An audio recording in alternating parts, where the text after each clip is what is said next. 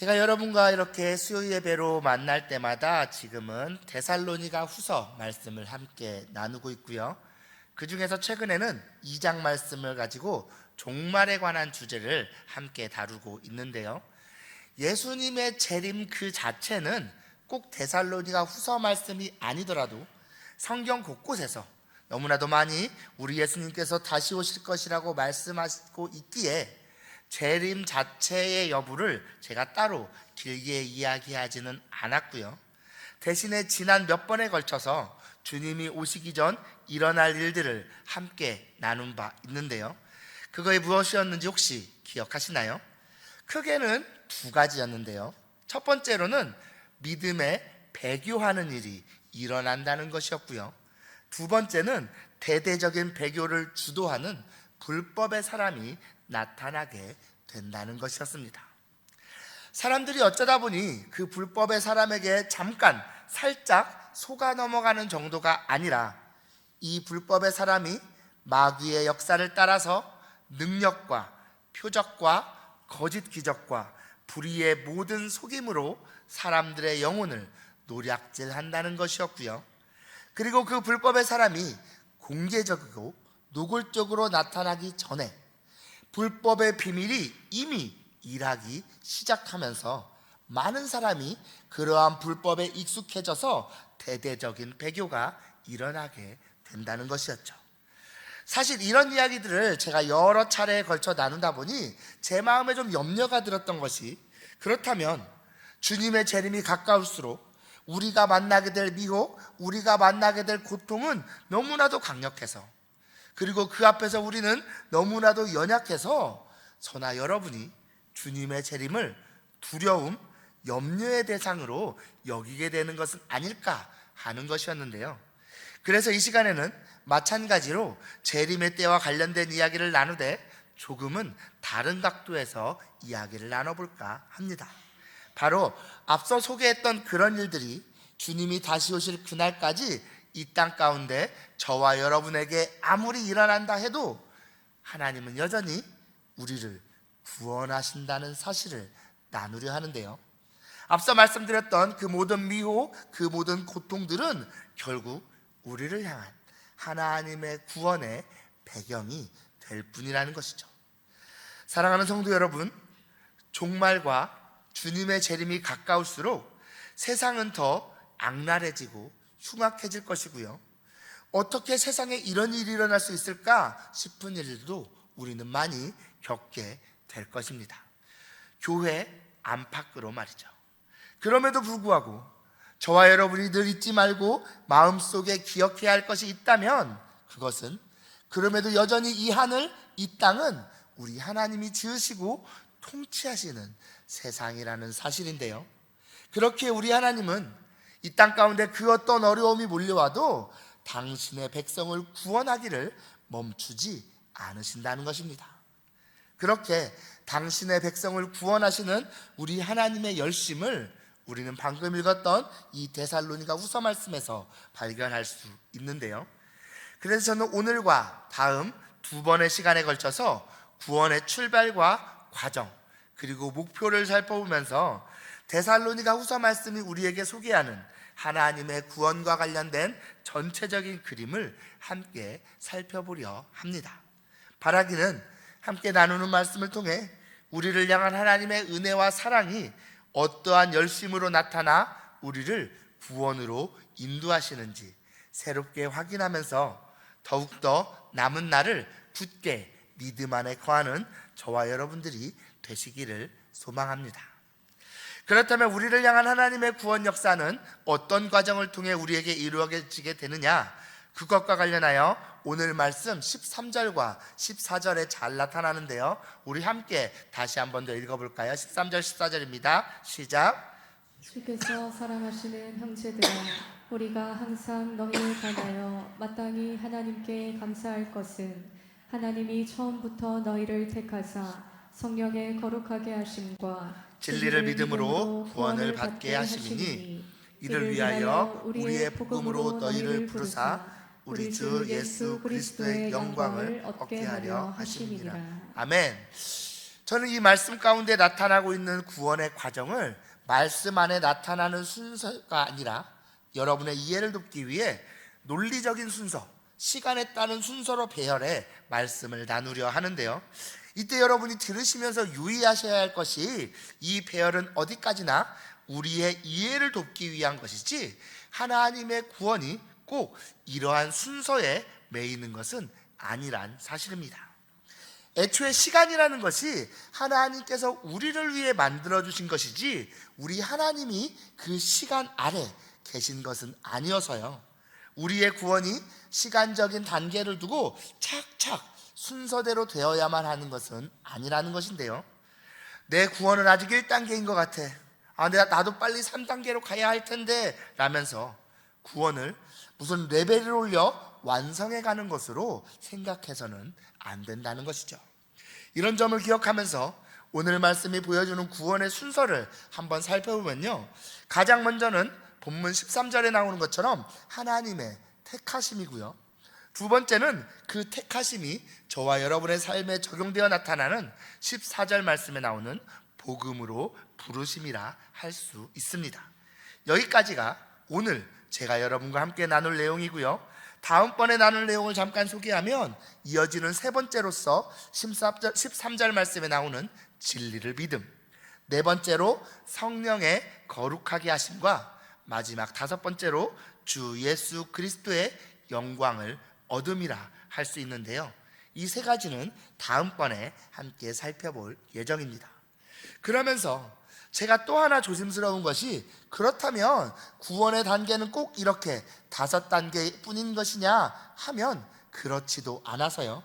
어떤 기준을 가지고 우리의 구원을 이야기하느냐에 따라 다양한 구분이 있을 수 있지만요, 이번만큼은 저는 데살로니가 후서 말씀이 우리에게 소개하는 대로 5단계로 나누어 살펴보려 하는 것일 뿐이고요.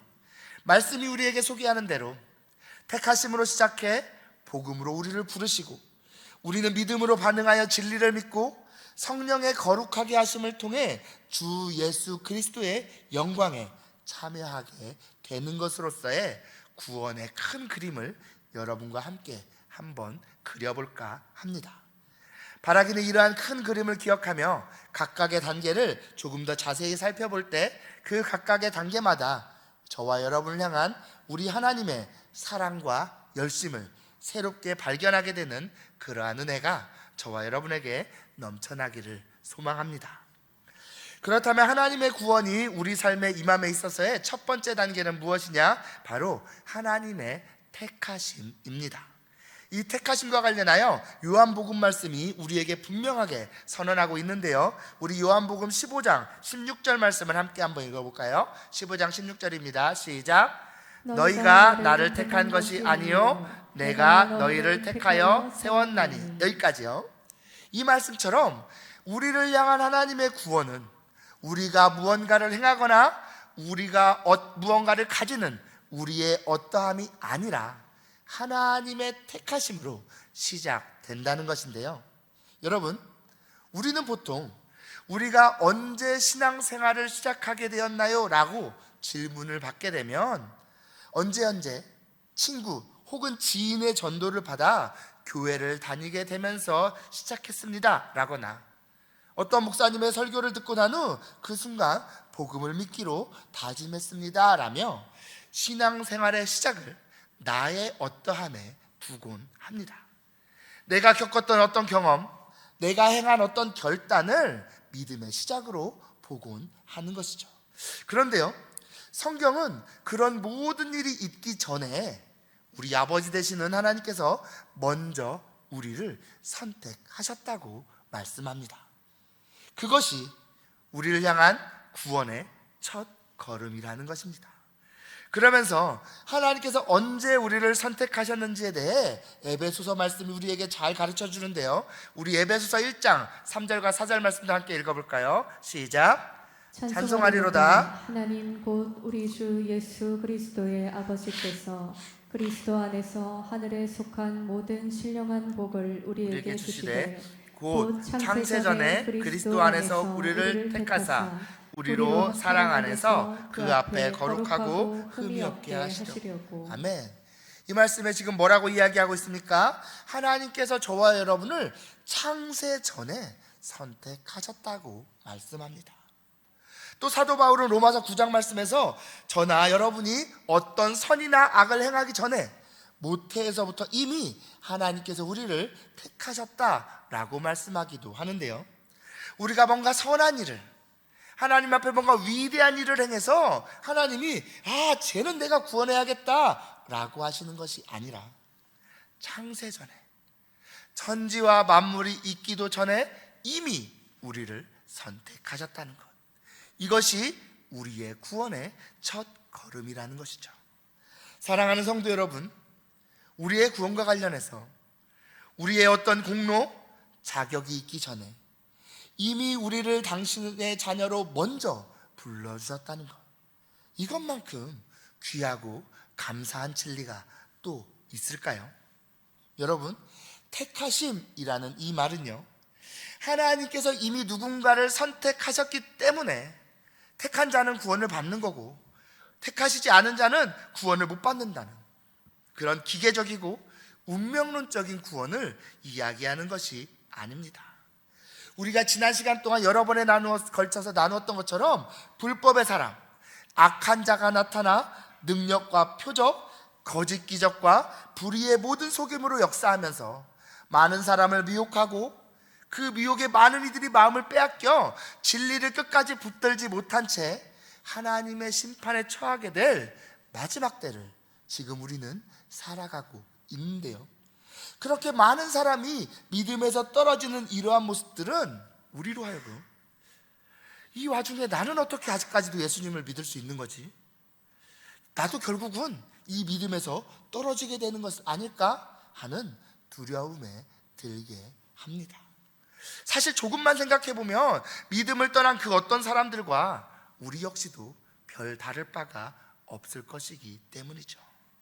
그런 질문에 대한 답으로서 지금의 구원은, 우리의 믿음은 나에게서 시작된 것이 아니라 우리 바깥에서 창세전에 하나님이 우리를 선택하심으로 생겨났기 때문이라는 것을 깨닫는 것이 바로 이 택하심의 의미인데요, 수많은 사람들이 미혹하는 영을 따라 거짓 기적과 불의의 속임에 넘어가는 이때에 그 이유를 나는 알 수 없지만, 왜 하나님이 창세전부터 나 같은 자를 선택하셨는지 알 수는 없지만, 그런 나를 선택하셔서 믿을 수 있도록 하셨다는 사실에 그저 감격하면서 감사로 우리에게 임한 구원을 받아들일 수 있다는 것입니다.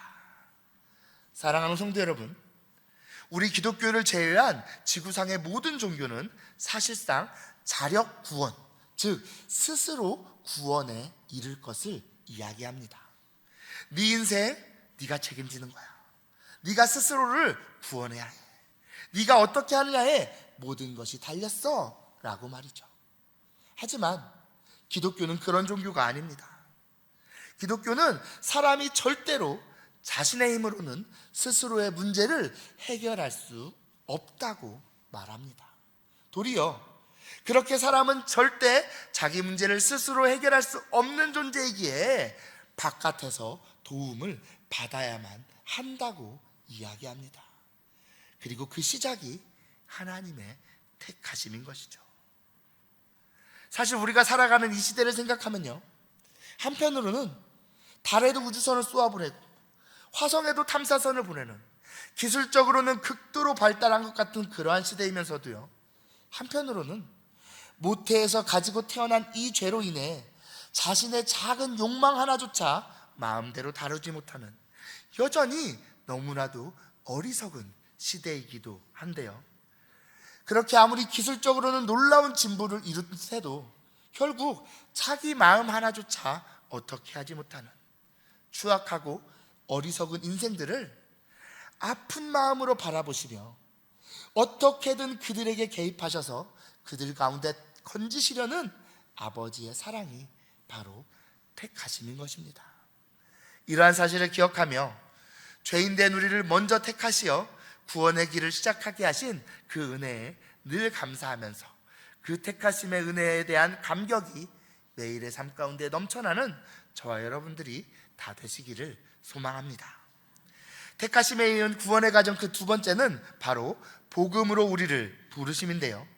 우리를 택하신 하나님께서 복음으로 우리를 부르심으로 우리에게 이 구원이 실제로 적용되어 나타나고 우리가 이 구원을 경험할 수 있게 되었다는 것입니다. 그리고 하나님께서 복음을 통하여 우리를 불러주심으로 인해 우리가 복음 안으로 들어오고 구원을 얻게 되었다는 이 사실을 우리가 믿게 될 때 비로소 그 중요성이 더욱 새롭게 깨달아지는 것이 바로 전도, 복음 전파라고 할 수 있는데요. 앞서 소개한 택하심과 관련하여 어떤 사람들은 구원이라는 것이 이미 다 정해져 있는 거니까, 하나님께서 기계적으로 정하시는 것이니까, 다 결정난 거니까 우리가 다른 사람들한테 복음을 전하거나 할 필요도 없는 거 아닌가 라고 오해하기도 합니다. 내가 복음을 전하든 안 전하든 어차피 하나님께서 정하신 대로 다 되는 건데 내가 복음을 전하는 게 무슨 의미가 있나 라고 생각하는 것이죠. 그런데요, 그렇게 우리를 택하신 하나님은 택하신 우리를 당신의 복음 안으로 부르심을 통해 우리를 향한 당신의 구원이 실제로 적용되고 나타나게 하십니다.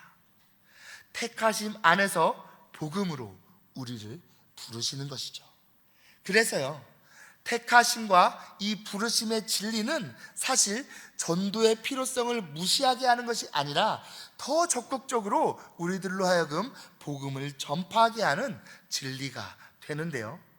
하나님의 택하심이 누군가의 삶에 적용되는 통로가 부르심이기에 우리는 아직 그 구원을 실제로 누리지 못하는 이들에게 복음을 먼저 전함으로써 그들을 향한 하나님의 택하심을 알게 해야 하는 것입니다.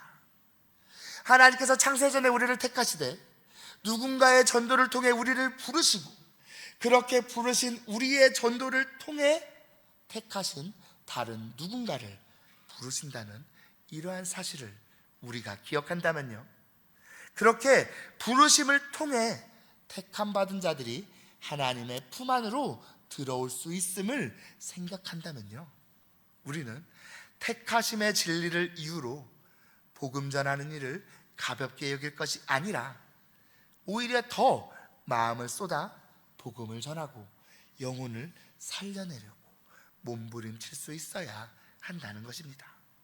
물론 우리의 전도가 아니더라도요, 하나님께서는 택하신 누군가를 부르실 때 얼마든지 신비로운 방법으로도 부르실 수 있을 것입니다.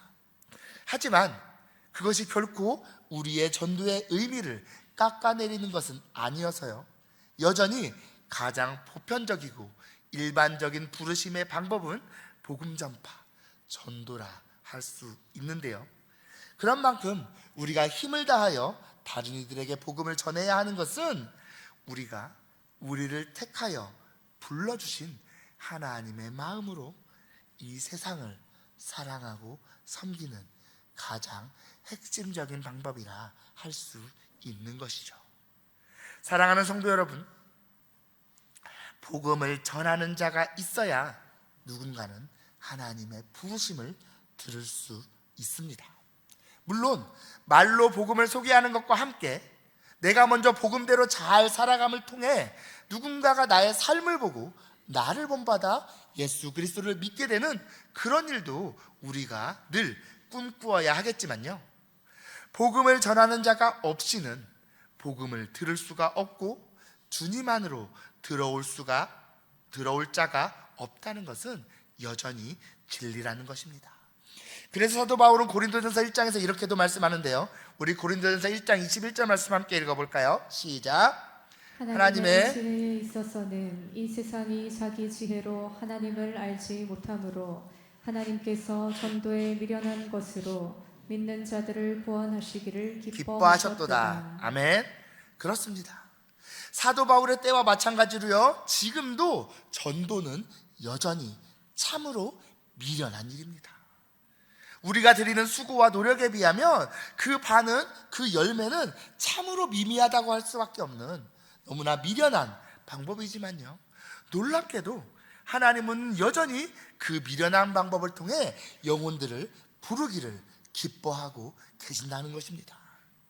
창세전부터 우리 아버지 하나님의 가슴에 타오르던 그 사랑 안에서 우리처럼 미련한 사람들의 입술이 나누는 그 복음을 통해 잃어버린 영혼들을 주님 안으로 불러오는 것, 이것이 하나님께서 행하시는 구원의 가장 보편적인 통로이고요, 그래서 성경은 곳곳에서 우리가 복음 전하는 일에 힘써야 한다고 강조하고 있는 것이죠.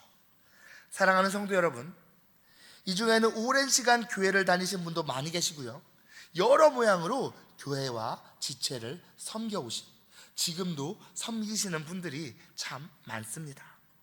그러면서 동시에 참 다양한 모양의 각자의 신앙생활을 하고 계시기도 한데요, 그런 우리의 모두의 공통점이 있다면 하나님께서 어떤 방식으로든 누군가를 통로로 해서 저와 여러분을 당신의 복음 안으로 불러주셨기에 우리는 지금 이렇게 하나님을 믿을 수 있게 되었다는 것입니다. 부모님을 통해서든 교역자나 교회 선생님을 통해서든 혹은 친구나 지인, 자녀나 손자를 통해서든 우리는 결국 하나님께서 허락하신 각자의 통로를 통해 부르심을 받은 결과로 이 자리에 와 있는 것이지, 누구도 그 부르심보다 먼저 스스로 알아서 하나님께 나올 수는 없었다는 것이죠. 그렇게 각각의 방법으로 우리들을 부르셔서 우리로 하여금 당신의 구원을 실제로 만나게 하시고 그 구원을 경험하게 하신 그 하나님께서요, 이제는 우리가 그 통로가 될 것을 말씀하십니다. 이제 나는 구원받았으니까, 나는 내 신앙생활 나름대로 잘하고 있으니까 다 된 것처럼, 내 할 일을 다 한 것처럼 생각할 것이 아니라, 올해 우리 교회의 표어처럼 나 혼자 지어져 가는 것이 아니라 함께 지어져 갈 수 있도록 더 많은 이들이 하나님의 부르심을 듣고 깨달아 이 복음 안으로 들어올 수 있도록 우리의 주위를 둘러보며 다른 이들에게 관심을 가질 수 있어야 하고요, 하나님께서는 우리를 부르시되 결코 나 한 사람만을 위해 부르신 것이 아니라 이전에 수많은 사람들을 통로로 지금의 우리를 부르셨듯이 이제는 우리가 다른 많은 이들을 위한 통로가 되도록 우리를 부르고 계심을 기억하면서 주어진 시간, 주어진 자리에서 복음을 전하고 하나님의 부르심을 전하는 삶을 살아야 하는 것이죠. 이러한 사실을 기억하며 우리를 택하신 하나님께서 우리를 부르심으로 우리의 구원이 우리 삶에 실제로 시작될 수 있었음을 알아 우리 역시도 다른 이를 그 부르심 안으로 초청하는 복음 전파의 삶을 살아가기로 결단하는 저와 여러분들이 다 되시기를 소망합니다. 이제 말씀을 맺겠습니다. 사랑하는 성도 여러분, 세상은 날로 험악해지고 어두워지지만 그런 세상의 모습들이 우리를 향한 하나님의 사랑을 부정할 이유는 결코 될 수 없습니다. 아무리 불법의 사람이 나타나 세상을 미혹하고 수많은 이들이 거기 넘어간다 해도 여전히 이 땅에 구원받은 하나님의 백성들이 남아있을 것은 여전히 하나님의 구원이 이 땅 가운데 진행되고 있기 때문이죠. 오늘은 그러한 하나님의 구원의 시작으로서의 택하심과 부르심을 함께 나누어 보았는데요, 인간의 어떤 노력 이전에 하나님의 일방적인 은혜의 택하심으로 우리의 구원이 시작되었다는 사실을 기억하면서 늘 감사의 마음을 잃지 않는 저와 여러분들이 되시기를 소망합니다. 더불어 그러한 택하심은 우리를 복음 안으로 부르심으로 우리를 향한 구원이 우리 삶에 실제로 나타날 수 있게 되었음을 기억하면서 그 부르심의 기쁨과 감사로 반응하되 저와 여러분 역시도 그러한 부르심의 통로가 되어야 함을 기억하며 복음 전하는 삶을 살아가는 저와 여러분들이 될 수 있기를 소망합니다. 그렇게 앞으로 어떤 시대, 어떤 상황에서도 어떻게든 우리를 구원하시려는 하나님의 열심, 하나님의 사랑을 기억하면서 남은 삶을 그 사랑에 감사하며 살아가는, 그렇게 우리에게 임한 구원을 풍성히 누리며 살아가는 저와 여러분들 다 되시기를 진심으로 소망합니다. 기도하시겠습니다.